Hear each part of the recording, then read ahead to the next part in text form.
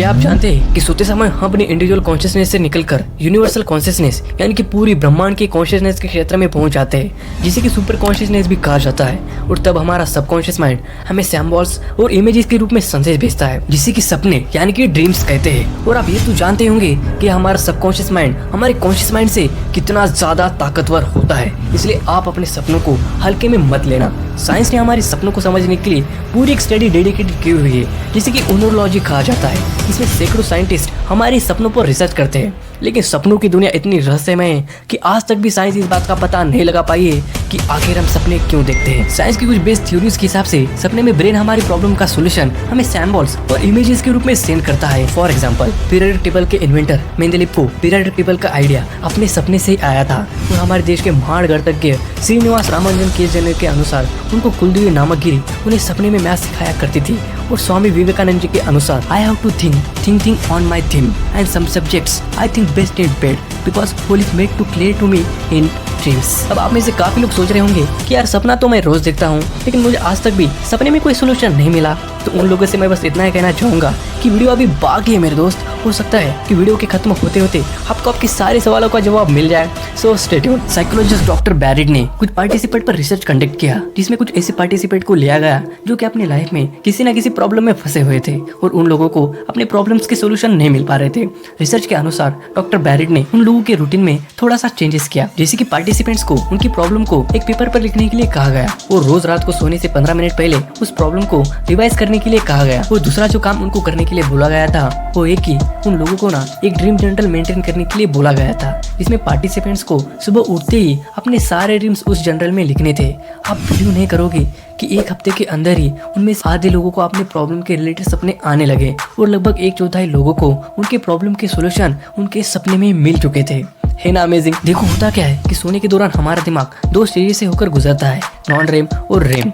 Non rapid eye movement stage light sleep से शुरू होती है और डीप स्लीप पर जाकर एंड हो जाती है, जिसे पूरा होने में लगभग 90 मिनट का समय लगता है। और 90 मिनट के बाद हम रेम स्लीप में पहुंच जाते हैं, यानी कि रैपिड आई मूवमेंट। इस स्टेज में हमारी दोनों पुतलियां दाएं बाएं बहुत ही तेजी से मूवमेंट करने लगती है। रेम स्लीप के दौरान ब्रेन ऐसे केमिकल रिलीज करता है जिससे कि हमारी बॉडी पैरालाइज हो जाते हैं, ताकि सपने देखते समय हम अपने सपनों पर रिएक्ट ना करें। अब ऐसा ब्रेन इसलिए करता है क्योंकि हम दिन भर जो भी करते हैं वो ब्रेन के शॉर्ट टर्म मेमोरी में जाकर सेव होता रहता है। फॉर एग्जाम्पल, अगर आप बाइक चलाना सीख रहे हो तो पहले दिन आप उस बाइक के बारे में जो कुछ भी सीखोगे, जैसे कि यहाँ पर क्लच होता है, यहाँ पर ब्रेक होता है, ये गियर है और ये ब्रेक है, ये सारी बातें आपके ब्रेन की शॉर्ट टर्म मेमोरी में जाकर सेव होने लगेगी। और रात में सोते समय रेम स्लीप के दौरान जब ब्रेन शॉर्ट टर्म मेमोरी को लॉन्ग टर्म मेमोरी में कंसोलिडेट करेगा, उस समय ब्रेन फिर से एक बार आपने जो कुछ भी उस बाइक के बारे में सीखा है उसे फिर से रिपीट करेगा और आपने जो कुछ भी उस बाइक के बारे में सीखा है उसे शॉर्ट टर्म मेमोरी से लॉन्ग टर्म मेमोरी में सेव कर देगा, ताकि अगले दिन आप फिर से कुछ नया सीख सको। और इसी तरह से हमारा लर्निंग प्रोसेस चलता है। हम जो भी दिन भर में सीखते हैं उसे सोने के दौरान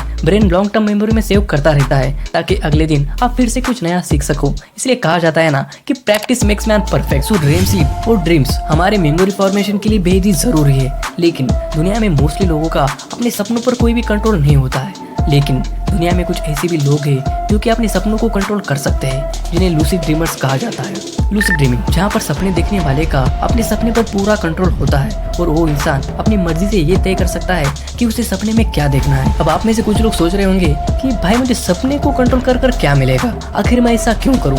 तो देखिए कि लूसिड ड्रीमिंग के दौरान हमारा दिमाग बहुत ही ज्यादा एक्टिव होता है और हमारे कॉन्शियसनेस का लेवल कुछ ज्यादा ही एक्स्ट्रा होता है। तो इतने ज्यादा कॉन्शियसनेस के साथ आप अपनी लाइफ की कोई भी प्रॉब्लम बेहद ही आसानी से सॉल्व कर सकते हो, किसी भी स्किल्स को अपने सपने में प्रैक्टिस कर सकते हो, न्यू आइडियाज जनरेट कर सकते हो। जैसे कि जेम्स कैमरॉन को अवतार मूवी का आइडिया अपने सपने से ही आया था। और लूसिड ड्रीमिंग ना कोई ऐसा नया कंसेप्ट नहीं है। निकोला टेस्ला, अल्बर्ट आइंस्टाइन और इन्हीं के जैसे ऐसे बहुत भी कुछ ऐसे लोग रहे हैं जो हिस्ट्री के फेमस लूसिड ड्रीमर रहे हैं। बुद्धिस्ट और हिंदू रिलीजन में लूसिड ड्रीमिंग से मिलता जुलता एक योगा होता है, जिसे कि ड्रीम योगा कहते हैं, जिसका यूज मिस्टिकल स्पिरिचुअल अवेकनिंग के लिए करते हैं। According to Buddhist, lucid dreaming में कोई भी किया गया मेडिटेशन एक नॉर्मल मेडिटेशन से 8 गुना ज्यादा पावरफुल होता है, राइट। इसलिए अब जानते हैं कि how to be lucid in dreams. तो ये बात तो हमें से सब लोगों को तो पता ही होगी कि किसी भी काम में सक्सेस तब मिलती है जब हम उस काम को अच्छे से समझ लें। इसलिए सपनों को कंट्रोल करने के लिए सबसे पहले तो आपको आपके सपनों को समझना पड़ेगा, और सपनों को समझने के लिए पहले सपने का याद रहना बेहद जरूरी है। तो सबसे पहला जो काम आपको करना है वो ये कि एक ड्रीम जर्नल मेंटेन करना, और सुबह उठते उठते ही जो भी सपना आपको याद है उसे अपने जर्नल में मेंटेन करो। और याद रखो कि आपको ये 10 मिनट के अंदर अंदर ही कर लेना है, क्योंकि यार सपने हम बेहद ही जल्दी भूल जाते हैं। दूसरा जो काम आपको करना है वो ये कि आपको आपके सपनों को रिवाइज करना पड़ेगा, यानी कि आपको किस तरह के सपने आते हैं। जब आप कुछ दिन आपके सपनों को रिवाइज कर लोगे तो आपको आपके सपने में कुछ ऐसे क्लूज मिलने लगेंगे, उन्हें देखते ही आप समझ जाओगे कि अरे ये तो मैं सपना देख रहा हूँ, और तुरंत आपका सारा कंट्रोल आपके सपनों पर आ जाएगा। सेकंड मेथड है रियलिटी चेक। आपको वेकिंग स्टेट में, यानी कि जब आप जाग रहे हो तब आपको रियलिटी चेक करने की एक हैबिट बनानी होगी।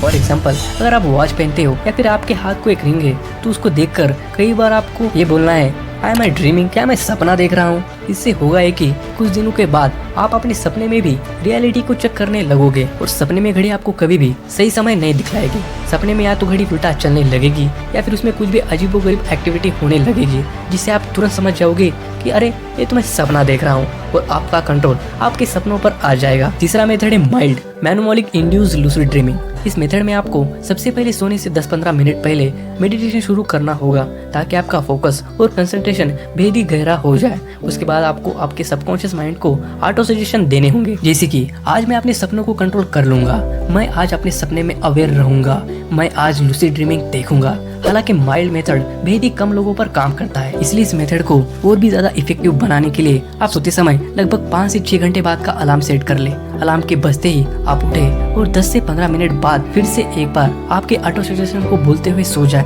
ये मेथड बेहद ही इफेक्टिव मेथड है, इससे आपके लूसिड होने के चांसेस बेहद ही बढ़ जाएंगे। तो दोस्तों आज ही इस मेथड को जरूर ट्राई कर देखना। और आप में से कुछ लोगों का ये सवाल होगा, क्या कभी मैंने लूसिड ड्रीमिंग किया है?